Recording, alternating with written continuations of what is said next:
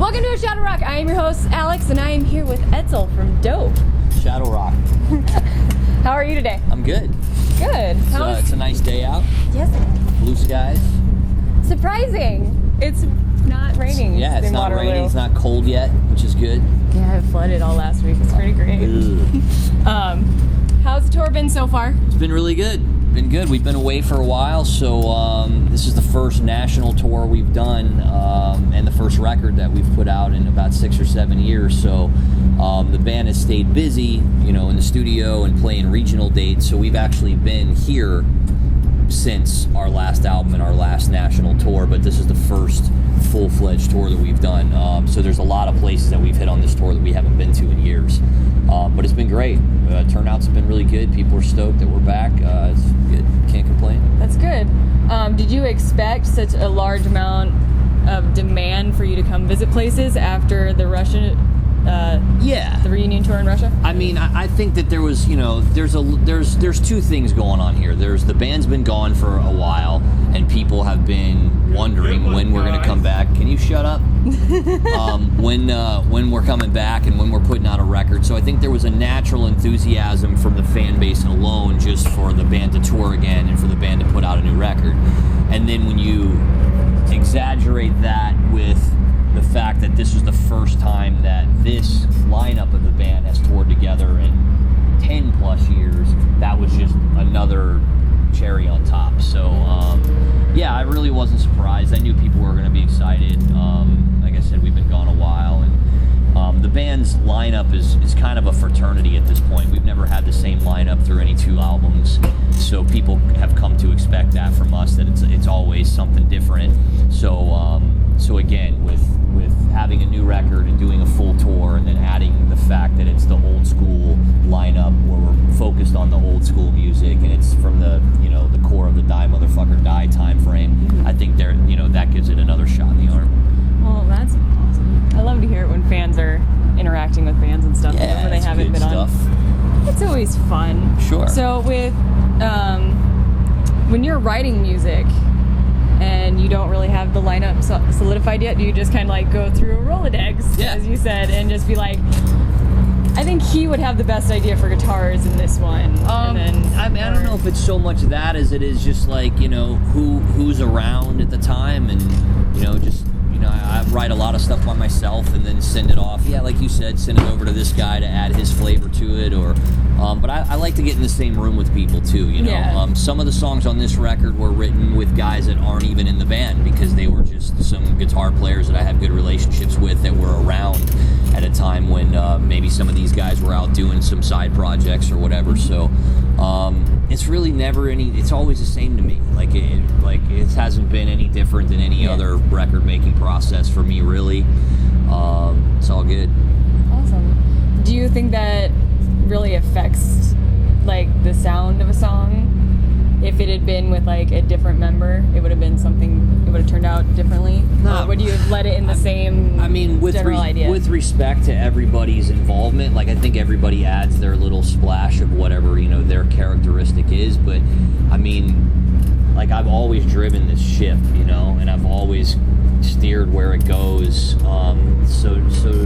So again, and if I felt like I needed something that, one guy could bring to the table, then I'd go get that guy to get it. So no, I feel like everything turned out good. Everything works the way if I didn't think it was good, I wouldn't call it done. Right. That's one of the benefits of being the producer and the artist and the guy who kind of runs the show, is I can take as long as I want to do whatever I want until I feel like it's all good. And so it's I have a lot of freedom in that regard. Always have. So.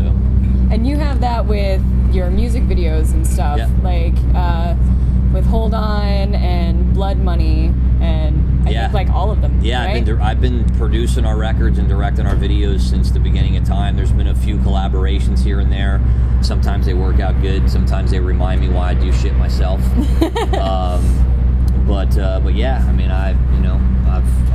I think it's one of the things that makes me appealing to my partnerships too with record labels and whatnot, is that there's no hand-holding involved. They don't have to make 32 phone calls to make something happen. They call one guy, and I go, okay, what are we doing? All right, here it comes, done. And it's all good. So plus I'm a creative nut. I'm kind of a nut in every regard. So, I like it to be the way I want it to be, and I have a lot of creative visions, and I like it when I can manifest it out of thin air into what I want it to be instead of having to try to explain it to someone.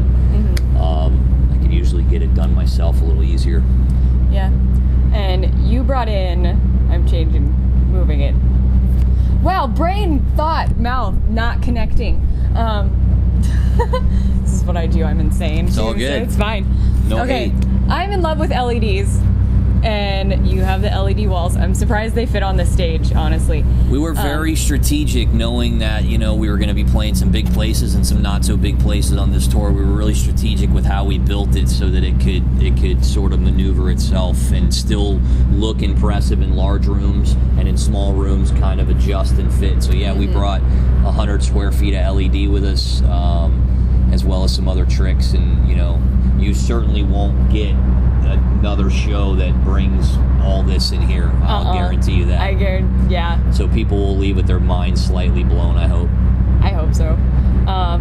Did you plan on getting LEDs for shows and on tours when you brought them into the Selfish music video, or did you have them in the music video and then go? No, that was part of the plan. Yeah, that was the plan. Did you help design the videos that come out of the wall? Yeah, or? I didn't actually sit there and do the work myself, but yeah, I have a guy who's my go-to guy for all that. He helps with our lyric videos, and he's done a lot of the color correction and special effects for some of our videos, and he's become my go-to guy for that stuff. He does a great job. His name is Chris. Nice. Yeah. I actually went to school for that kind of stuff, so I'm really interested in LEDs. Cool. Projection was my favorite to work with. So when I watched Selfish, and I was really worried that the video walls weren't going to be in this venue because the stage is tiny. We made it work. Yeah. So I'm really excited. There's only been one, unhealthy excited. I like that. There's only been one stage so far on the whole tour that we haven't been able to make it work. So every other day we've made it work. Really? Des Moines, Iowa, it didn't work. Fucking Des Moines? Fucking Des Moines. Des Moines was punk rock. I'm so glad I chose this venue instead of that one. Yeah, we made Des Moines punk rock instead, which was cool too, It works. Yeah. Lefties, get your shit together.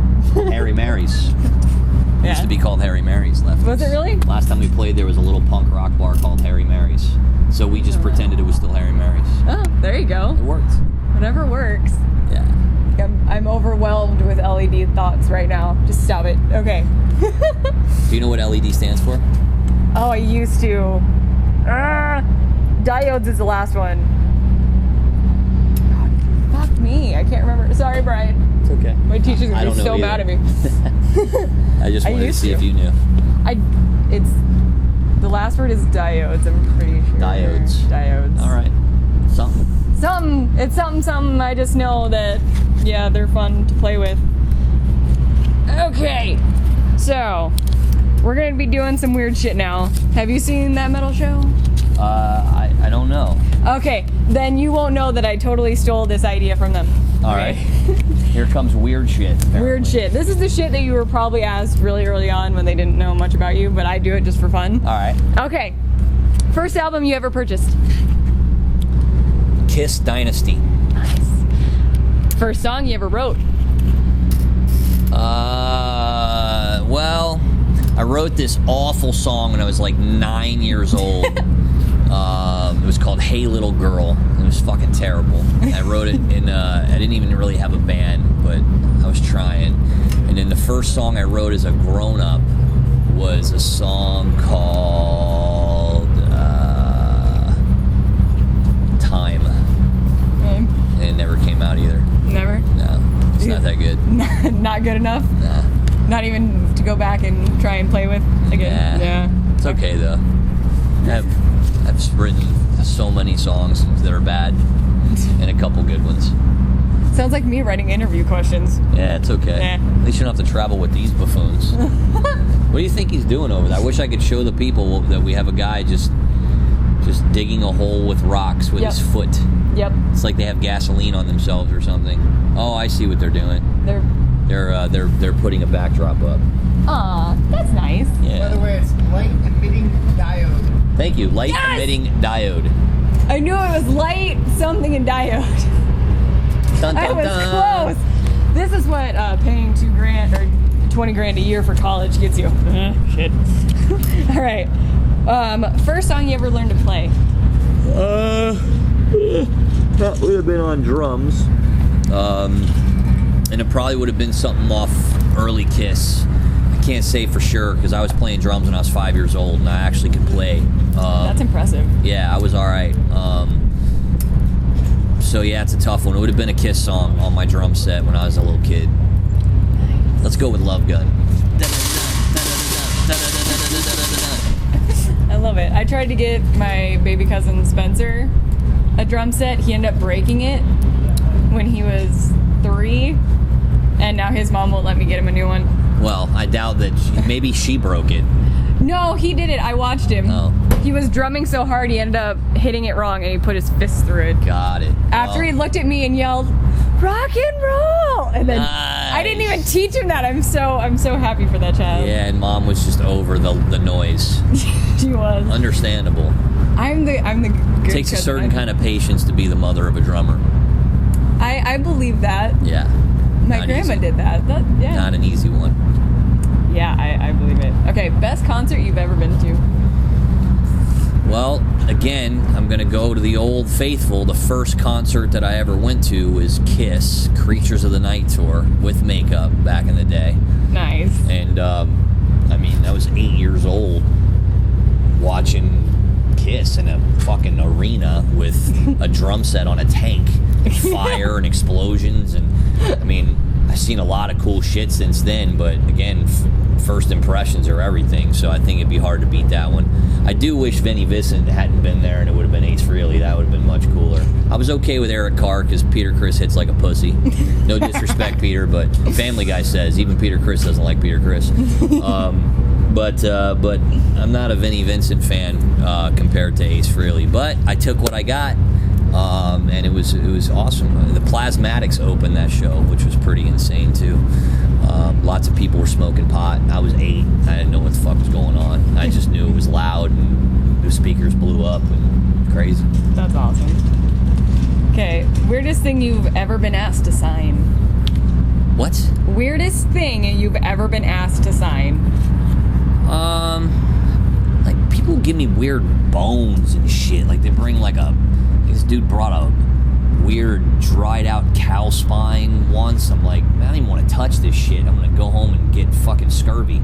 That kind of stuff. I mean, body parts aren't weird. I've been asked to sign every body part. It's a little weird when a guy comes up to you with no shirt on going, dude, sign my chest. It's like, okay, you're gonna ruin my Sharpie. I don't know about this. But yeah, probably bones, weird bones.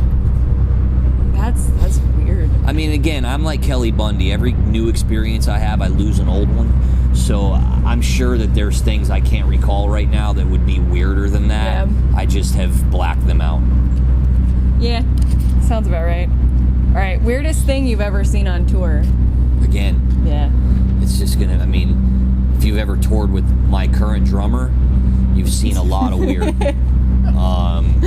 I mean, and then you have to get into gross weird, sexual weird, just outright crackhead needle out of their arm on the side of the road in Vancouver, where you just kind of pull up to the venue and there's a guy with a hammer hitting it on the ground with a needle still in his arm, and he's just like, that's fucking weird. That's scary weird. I mean, I've seen everything, man. I've seen everything. This tour's the merch guy.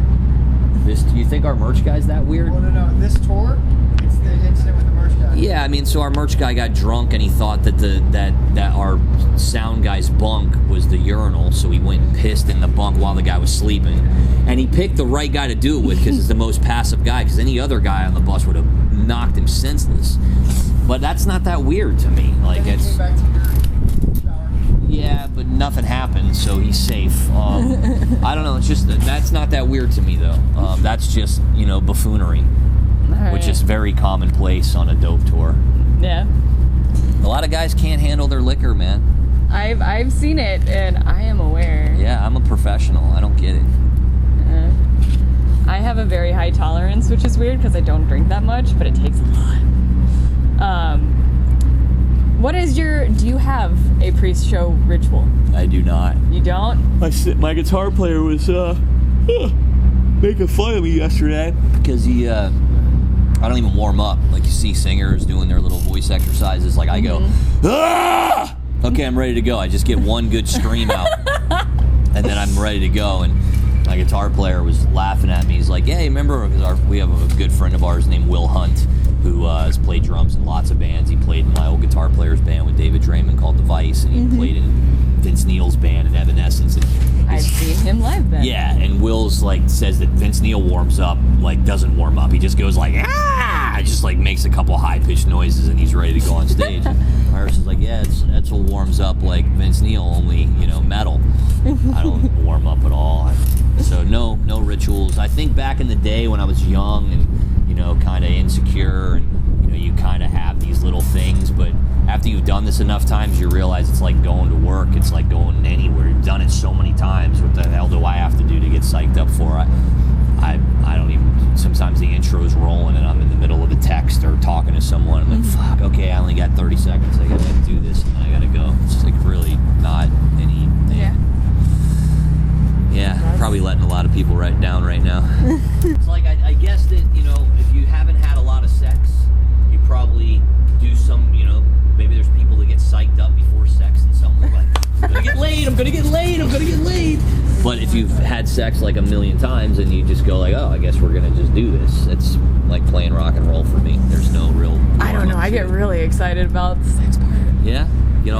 Like you get hives or some kind of excitement? No, I just like sit around and I'm doing the happy dance. I'm like, I'm gonna get laid tonight, and then I'm fine during. Just before, I'm like, yes, fucking finally.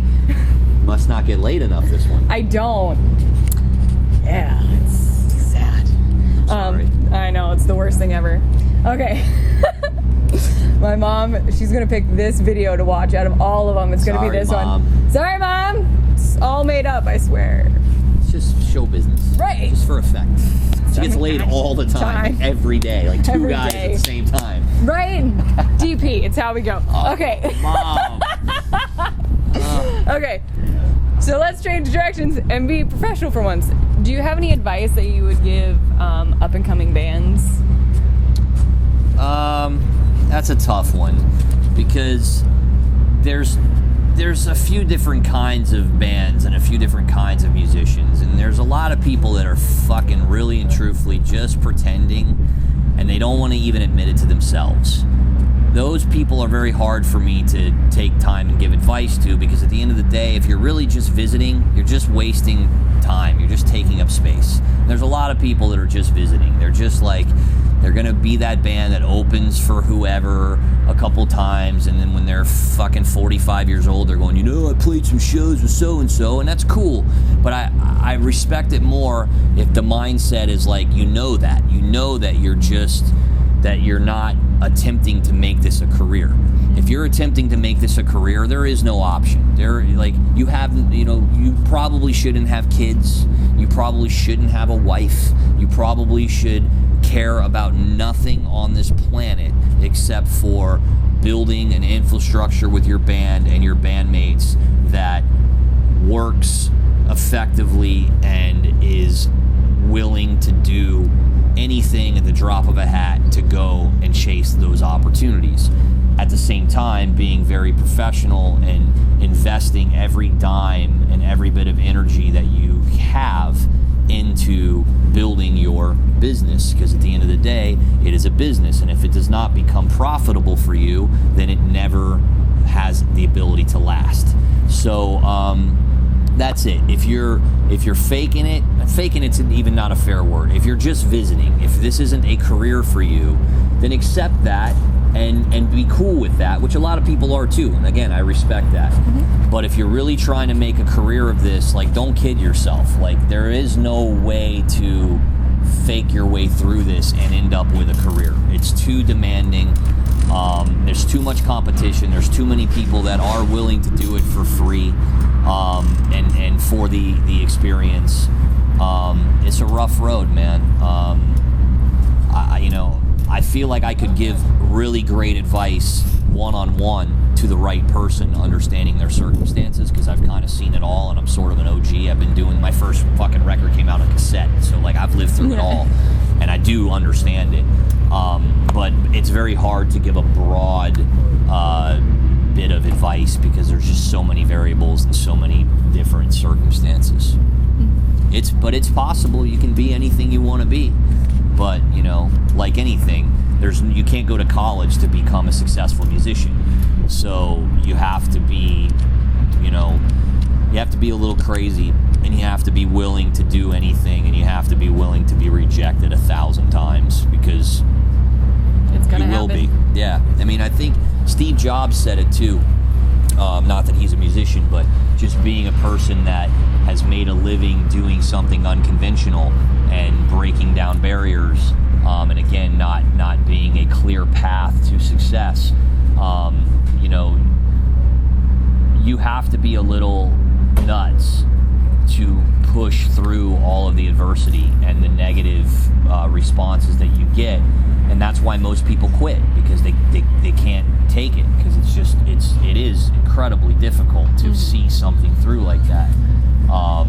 So whether it's a band or it's a small business dream that you have, if it's unconventional, be prepared to be absolutely crushed on a regular basis until you prove everyone wrong, because that's what you have to do. Yep. I love it. I think that's great. I think that's great advice for up-and-coming bands, because I've seen it where But also be realistic. Yeah. Like, I mean, with all due respect, if you put together content and you put together your package and you listen to it or look at it next to successful contemporary bands and it doesn't compete, don't be that guy that's like, I'm gonna make it, and then you watch your music video next to a real music video and it's like, whoa, but we're local. That's no excuse. Right. Like, then you're gonna stay local. If your stuff looks and sounds local, you're never gonna be more than local. You have to find your way to look and compete at the next level before you're there. Otherwise, no one's gonna take you seriously. And that's very important too. There's a lot of excuses, a lot of like, well, somebody's going to find us and they're going to make us professional. No, it doesn't work like that. You have to be it before. You think people saw Elvis Presley and were like, ooh, if only somebody came and made that guy handsome. No, the fucking dude was badass when you walked in the room. You're like, that motherfucker's a star. So you got to figure out how to make your own destiny and make other people walk in the room and like get chill bumps when they see it. Yeah. And if that's not happening, then figure out a way to make that happen. But don't be that guy that thinks that, you know, that thinks it's great while everybody else is going. I don't know, man. And all your friends are just like, no, you sound great. Yeah, it's not cool. It's not cool. Yes, men are terrible. And again, you know, music is an art in general. It is all opinion. There is no right or wrong. So I get that. But again, it's about having a competitive product, a competitive piece of content. If your music video looks like a local band, then you are a local band. If your music video looks professional, well, then you have the potential to be professional. And same way with your music. That's very important. I've always thought that's the most important. Perception is everything. If your shit looks legit, then you have the potential to be legit. If it doesn't, then you don't. Yep. You're SOL. Yay! Okay. He's giving us the... Yeah. Yep. I've been watching my clock. Okay. That's the old hook. The old wrap it up. Yep. All right. That's it for a shot of rock. That's it? That's it. One final question, one final follow-up, one final fucking song and dance? Do you want me to think of one? I can think of one. I think that would be appropriate. All right. We got to end on something funny then. All right. Put her on the spot. It is on the spot. Now I'm fucked.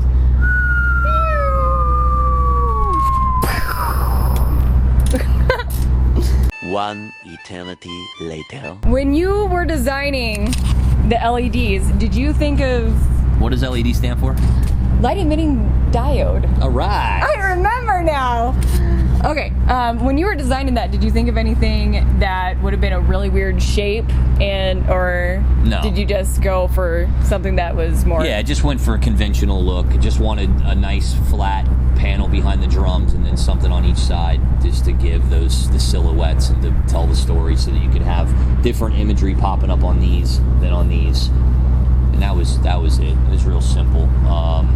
We really just wanted to bring an arena rock show into the clubs, because we don't feel like that's being done a lot. We feel like there's a huge disparity between production at the next level, and we're not at the next level. We're not Slipknot, we're not Disturbed, we're not playing these huge places, and that's fine, but we want to make the smaller places that we're playing have the same intensity, just in a smaller room. Yeah. So that's what a similar doing. Yeah, kind of thing? I mean, again, as I said before, I feel as if our music videos, our live performance is competitive with all those bands.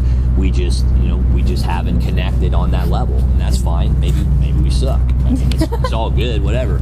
But for the people that do like us and do want to come see our shows, since we're not in those bigger rooms, it doesn't mean that I expect to present them with anything less. I expect that if they go see Rob Zombie or Slipknot and they go, wow, look at what this all to look at. Well, I went and saw Dope, and it was the same thing, it was just in a smaller place.